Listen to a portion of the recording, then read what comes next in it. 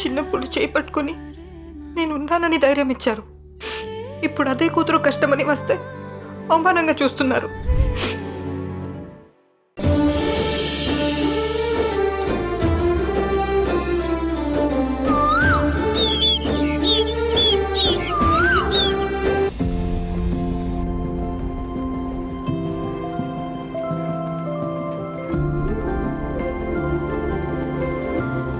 Thanks.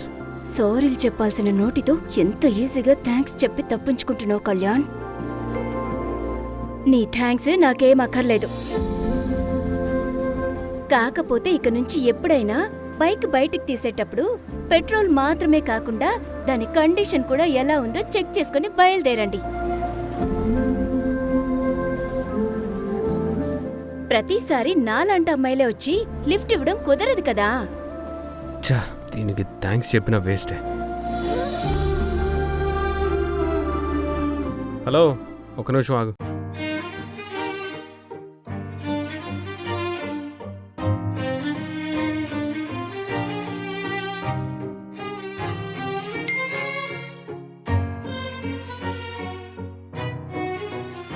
ఒక 100 రూపాయలు డబ్బులు పంపించాను, వచ్చో లేదో చెక్ చేసుకో.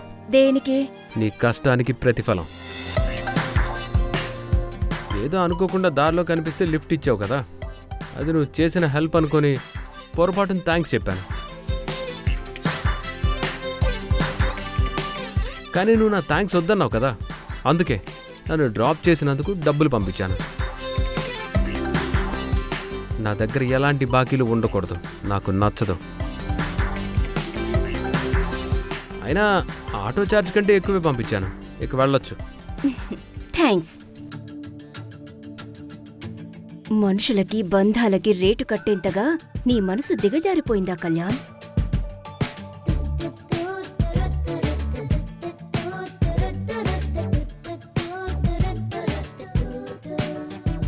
Sir, congratulation sir. దేనికి? చూసేశాను సార్, నేను మొత్తం చూసేశాను. ఏం చూసావు? అర్థమైపోయింది సార్, నాకు అంతా అర్థమైపోయింది. ఏం అర్థమైంది? బయట మీరు చాలా గరుకుగా కనిపిస్తారు కానీ లోపలంతా వెన్నపూసే. రే గుండు, అసలే కోపంలో ఉన్నా గుండు పగులుది చెప్తున్నా. నువ్వేం చెప్పాలనుకున్నావో డైరెక్ట్గా చెప్పు. అదే సార్, మీరు కావ్య మేడం కలిసిపోయారు కదా, మేడం మిమ్మల్ని డ్రాప్ చేయడం, మీరు థ్యాంక్స్ చెప్పడం అంతా చూసేశాను. ఈ రోజుల్లో మీలాంటి టామ్ అండ్ జెర్రీ ప్రేమ కథలు చాలా హిట్ అవుతున్నాయి సార్. సగం సగం విని ఏది డిసైడ్ చేయకు జయంత్.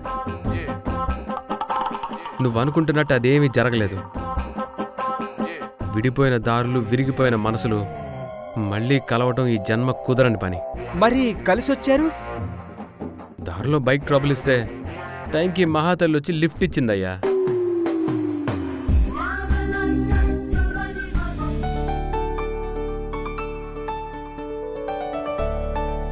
పంకజం, ఇంటికి పట్టిన మురికిని ఎప్పుడైనా కడిగేయొచ్చు, కానీ అమ్మా అని ముసుగేసుకొని ఆస్తి కోసం ఈ ఇంట్లో పాతుకుపోయిన ఆ కపట బుద్ధికి పట్టిన మురికిని ఏ గంగలో కడిగినా పోదని ఆవిడికి కాస్త గట్టిగా చెప్పు.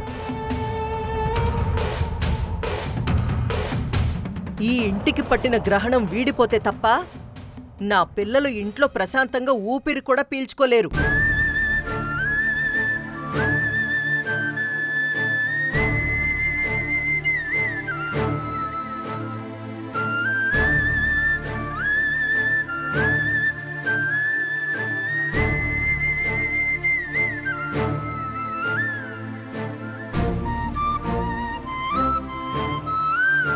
అమ్మ కావేరి, కావేరి, కావేరి, ఏమైందిరా? కావేరి, అమ్మ కావేరి, ఏమైందమ్మా? ఏమైంది? ఎందుకు లేడుస్తున్నావు? ఏమైందో చెప్పమ్మా. నేనెవరైనా ఏమన్నా అన్నారా? కావేరి, ఇటువైపు చూడమ్మా. ఏం జరిగిందో చెప్తేనే కదా నాకు తెలిసేది. ఒక 100 రూపాయలు డబ్బులు పంపించాను, వచ్చో లేదో చెక్ చేసుకో. దేనికి? నీ కష్టానికి ప్రతిఫలం. పంకజం, త్వరగా వెళ్ళి మంచినీళ్ళు తీసుకురా. అలాగేనమ్మా.